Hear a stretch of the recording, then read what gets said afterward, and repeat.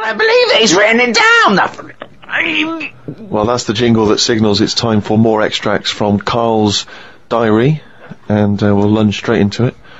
Wandered down Carnaby Street. There was a happy homeless fella. I gave him £1.50.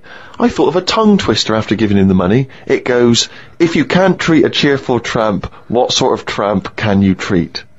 It's good, that. All Say right. it fast. If you can't treat a cheerful tramp, what sort of tramp can you treat? Yeah, good, isn't it? Good, that, yeah. You've got too much time on your hands, Karl. Learned some famous quotes to see if they are as good as my sayings. Number 1, treat every day as if it's your last. Very famous saying. Now, is that something you do, Karl?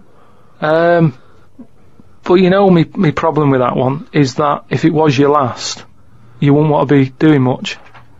That's the only problem I've got with that. I wouldn't want to, you know, go to a fairground or whatever, because you're going, oh, it's my last day, what am I going to do? And I think you'd spend so much time worrying about what you're going to do that you'd end up staying in. I think you're right. You've taken some of the poetry out of it. I think it means live life to the fullest, right? I like the fact that you were musing on the idea that if it was your last day, you'd go to the fair. It's getting such a 19th century way of spending your final day. I know, yeah. Well, the thing is, the other thing is that, the only thing that people get depressed about in terms of sort of like, you know, life and death is, not the knowledge that they're gonna die, but more the knowledge that they know they're gonna die when they're dying. If someone told you, no one ever knows when they're gonna die, no one ever gets an illness, no one ever gets hit by a truck, everyone passes away peacefully in their sleep, dreaming they're riding a big marshmallow, right? Then you wouldn't care about anything. It wouldn't matter when, it wouldn't matter if you died tomorrow or in 30 years' time. You'd just live life to the full. You'd have it, every day would be great. You'd go out, you'd come back, you'd fall asleep. That would be amazing. There'd be no stress. There'd be no angsty, we're all gonna die stress, because it wouldn't matter. Because it would just be your life. Wouldn't it be amazing if someone guaranteed you, Karl, you're gonna die in your sleep? I'm not gonna tell you when.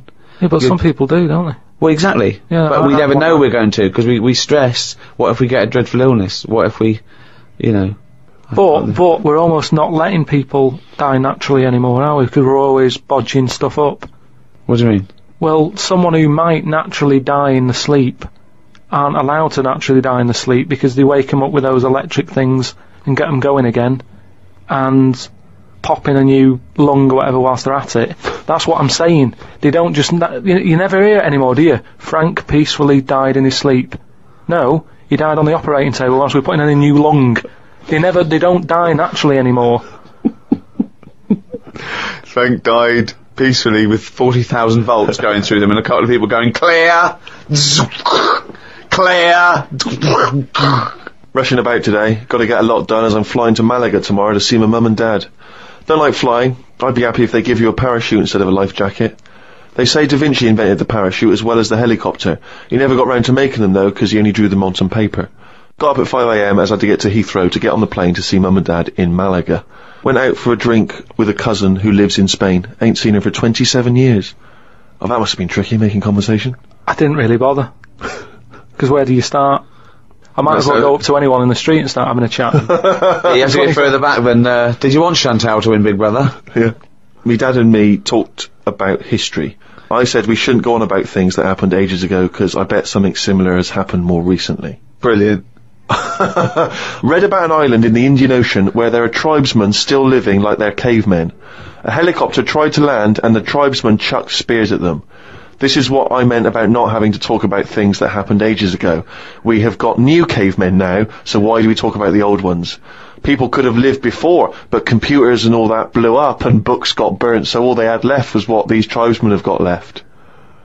Rambling. And that's the ramblings man of a maniac. That's just a few hours before you go crazy with a gun in the... No, but what I mean there is, right, say if all this has happened before, right, podcasting's been happening years ago, something happens. Again, a lot of your information from the Planet of the Apes. Something happens, world ends, right, we come back again somehow. Yeah. It's the detail you leave out that makes you intriguing. Just like the watch that you can wear that tells you when you're going to die. How does it work? Pop it on your wrist. That's all the detail you need. So the world happened. No. We came back. Have you seen the pictures? Forget it then if you don't get it. It's interesting that you had all those profound thoughts about this period in the past when they all lived, but you still found it appropriate to include at the end of that. It says the tribesmen wave their knobs about when they've had enough of having visitors. That's what he said in the paper. That's what happens. They're quite happy. What paper is this that you're reading? It was in like a paper a couple of days ago. It said they don't mind having visitors if they're bringing them coconuts and stuff that they can eat. Once they've got everything they need, they start waving the tackle about, and that means like, right, leave now. Which you would, wouldn't you? Yeah, at a dinner party. My grandfather used to do that.